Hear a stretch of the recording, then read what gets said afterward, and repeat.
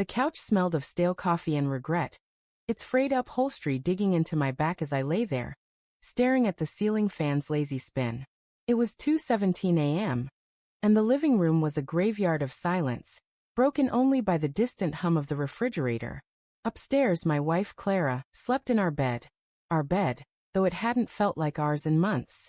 Her ultimatum still burned in my ears. If you can't trust me, Michael, sleep down here. Trust. The word felt like a blade, sharp and slippery, cutting deeper the more I turned it over in my mind. I didn't know then that trust was a house of cards, and hers was already collapsing. The argument had erupted after dinner, sparked by a text that lit up her phone as we cleared the plates. She'd snatched it away too quickly, her laugh too bright, her excuse, a work group chat, too thin. I'd seen the name flash across the screen. Elliot. Not a colleague. Not a friend I'd met. Just a name that had been creeping into our life like damp rot. Mentioned in passing, dismissed with a wave, but always there, lingering. When I asked who he was, her eyes had darted to the side, and her voice had sharpened. You're paranoid, she'd said, slamming a dish into the sink. Sleep on the couch if you're going to act like this. So here I was, banished, my heart a tangle of doubt and dread, wondering when my wife had become a stranger. Morning brought no clarity. The kitchen smelled of burnt toast, and Clara was already dressed, her heels clicking on the hardwood as she poured coffee into a travel mug. I'm late, she said, not meeting my eyes. Her perfume, jasmine, sharp and sweet, hung in the air like a ghost. I wanted to grab her wrist, to demand answers, but the words stuck in my throat. Instead, I muttered, "We need to talk tonight." She nodded, barely, and was gone. The door's slam echoed in my chest, a hollow sound that matched the ache spreading there. I worked from home that day, my laptop open to spreadsheets I couldn't focus on. My mind kept replaying the past few months. Clara's late nights at the office, her phone always face down, her sudden need for space. Small things, easily explained, until they weren't. I found myself scrolling through our shared cloud photos, something I hadn't done in years. There she was, smiling at a company retreat, her arm around a man I didn't recognize. Tall, broad-shouldered, his hand resting too comfortably on her waist. The caption read, "Team bonding." But the look in her eyes, bright, unguarded, felt like a punch to my gut. I zoomed in, searching for clues, hating myself for it. Was this Elliot? Was I losing my mind? By evening, the house felt like a pressure cooker. Clara came home at 9, her face flushed, her hair slightly mussed.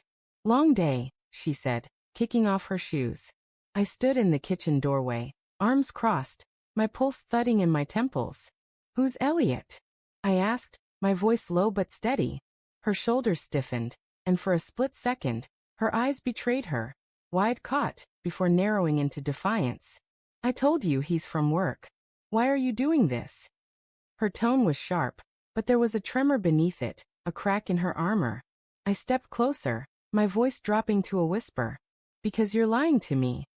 The fight that followed was a storm of accusations and denials. She called me controlling.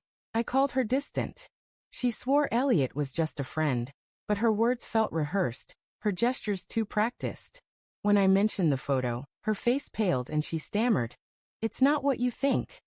But she couldn't explain what it was. The air between us crackled with unspoken truths, and I felt the ground shifting beneath me, the foundation of our marriage crumbling. "I need air," I said, grabbing my keys, leaving her standing in the kitchen, her hands trembling.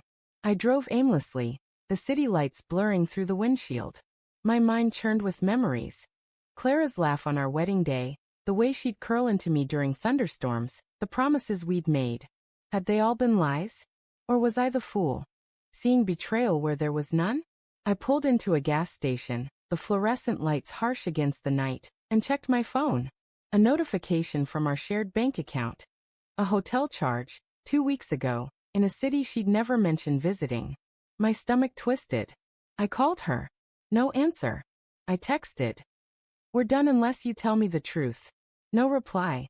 Back home, the house was dark, but Clara was awake, sitting on the couch, her face streaked with tears. "I didn't want this," she whispered as I walked in. My heart wanted to soften, but my anger was a live wire. Didn't want what? I asked, my voice cold. She looked up, her eyes raw, and said, I made a mistake. The words hung there, heavy, undeniable. She told me about Elliot, her coworker, her confidant, her mistake. A late-night drink after a project, a moment of weakness, a line crossed. It was once, she said, her voice breaking. I love you, Michael. I swear it. But love felt like a foreign language now, when I no longer spoke. I thought of the hotel charge, the late nights, the lies piling up like unpaid bills. Once, I said, my voice rising. Then why hide it? Why lie? She had no answer, only sobs, and each one felt like a nail in the coffin of our marriage. I wanted to scream, to forgive, to rewind time. But the truth was a wound too deep. I can't do this, I said, my voice barely audible. I pulled out the divorce papers I'd printed weeks ago, when the doubts first became unbearable, and slid them across the table. Sign. Clara stared at the papers, her hands shaking. Please, she whispered, we can fix this. But her plea was a hollow echo, drowned out by the betrayal that now defined us. I didn't trust her tears, didn't trust her promises. Sign. I repeated, my voice hard, though my heart was breaking. She looked at me, searching for the man who'd once loved her unconditionally. But that man was gone, buried under months of suspicion and pain. With a trembling hand, she signed, her signature a jagged scar on the page. She left that night, her suitcase wheels scraping the driveway as she walked away. The house was silent again, but it wasn't the silence of peace. It was the silence of something shattered. I sat on the couch, the divorce papers in my hand, and felt no victory, only loss. Then my phone buzzed. A message from an unknown number. You deserve better. I'm sorry. Attached was a photo, Clara and Elliot, laughing in a hotel bar, time-stamped 2 nights ago.